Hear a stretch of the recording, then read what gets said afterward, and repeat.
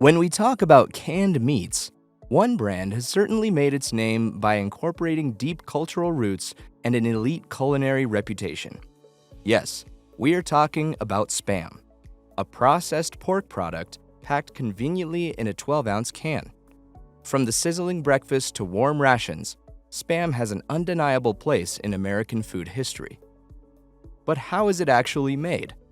Whether you are a curious critic or a fan, this sneak peek into the making of Spam will leave you questioning everything you thought you knew about this legendary luncheon meal.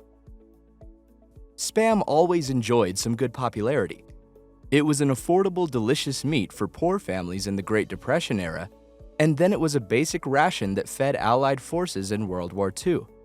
The Allied forces spread this endemic delicacy of an American entrepreneur all over the world.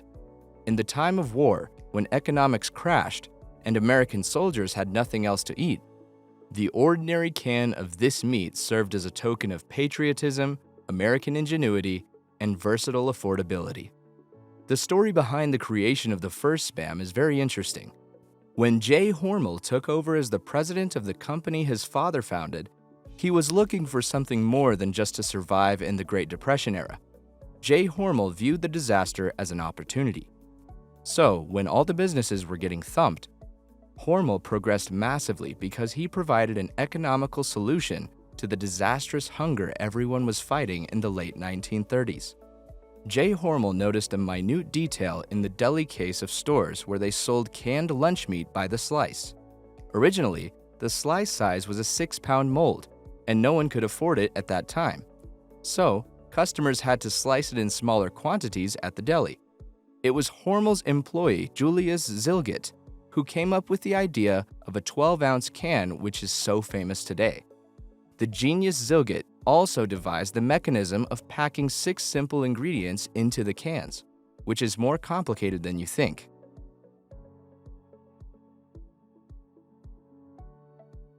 The show begins for Hormel's Spam at the kill floor of Quality Pork Processors, Inc. Pigs get slaughtered here, and after the initial processing, they go for the completion of the rest of the procedure. This plant is facing issues with the health of workers, especially those who cut the head of the pigs. They tend to develop autoimmune issues.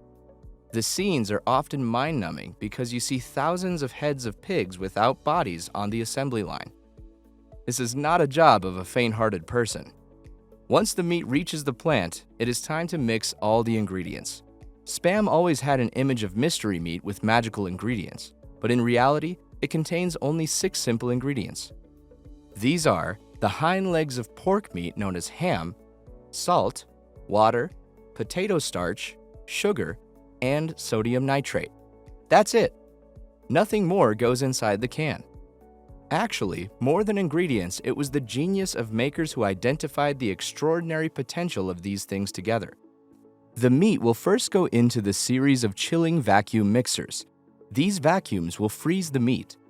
The rest of the ingredients will be dumped with meat at this point. The vacuums will be airtight, and everything will get mixed homogeneously. The freezing temperature is used for 2 reasons. 1, it gives extra life to the meat, and second, it helps to prevent the release of liquid when the meat is cooked.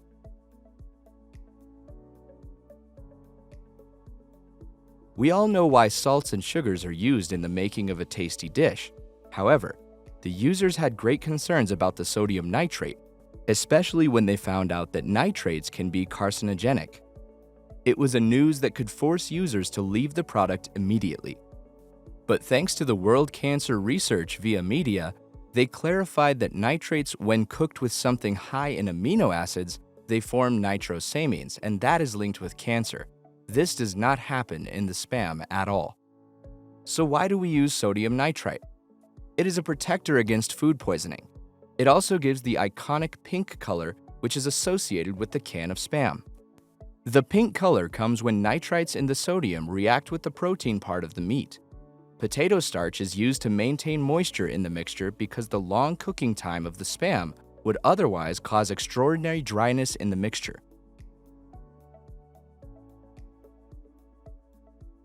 When the mixture is cooked together, it is time for the entry of cans on the stage. The raw pork mixture will go through a series of filling funnels to get into the cans. These machines are wonders of engineering. They scoop up the raw pork from the mixture and fill it into the can. These cans will then be sealed after removing excessive air from the inside. Hang on, they're not going anywhere yet. It is still a long way to hit the market. Do you remember the mixture was still raw when we put it into the cans? It will be cooked now. The reason to vacuum seal raw pork first and cook it after is a need to give long shelf life. The company has had a long struggle before finding this correct mechanism of canning. When they used to cook the meat before filling it into the cans, the meat inside would dry but still surrounded with water. Extensive research was conducted to solve this problem, and the idea of canning early solved the menace. In addition to canning early, the right amount of added salts and finding the right temperatures to cook also helped the cause. Now the closed cans will head towards a giant 6-story tall hydrostatic chamber. The chamber is full of scorching hot water. 24 cans will be put on a conveyor belt and pushed towards a shelf. This shelf will move the cans through a series of chambers within the cooker.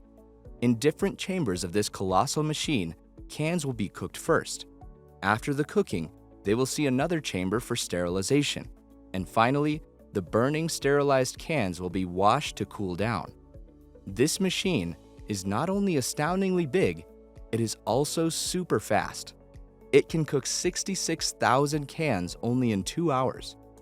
The workers and employees have to be on their toes to cope with the super speeds of the cooker.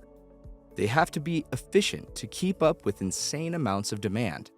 According to the stats, in 2023, 9 billion cans were sold in 48 countries across the globe. Hormel sells 3 cans almost every passing second.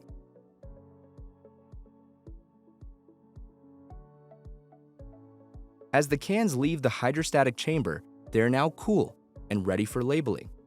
The labels sit at the end of the cooker in the long rolls. An automatic labeler attaches the polypropylene film label to each can, and a cutter cuts the label to the correct length. The labeled cans will hit belts for boxing. Again, 24 cans are fed onto the flat pieces of cardboard, and a box is formed around the cans using this cardboard. The boxes will keep moving one by one on the pallet, and when the pallet is filled, the entire pallet is shrink-wrapped. Finally, the cans are stamped with the dates and other identifying numbers before leaving the machine. The quality control department of Hormel is very strict. These produced cans will not leave the manufacturing house for the next 10 days until 1 in every 1,000 cans undergo extensive testing. Once the testing is complete and testers are assured about the quality of cooking and process, the cans may go to the supermarkets now.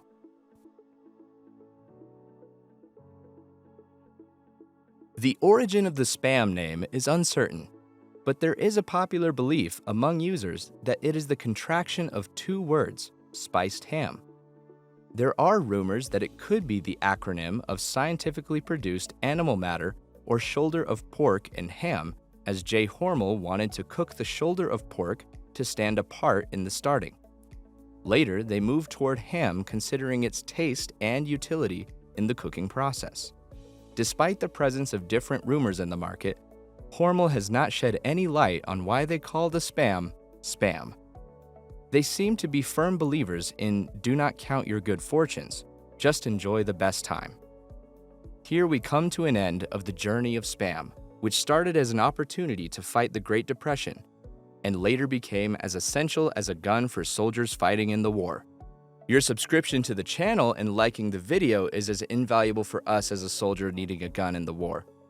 Give us the necessary ammunition until we meet again. Till then, stay curious, stay living.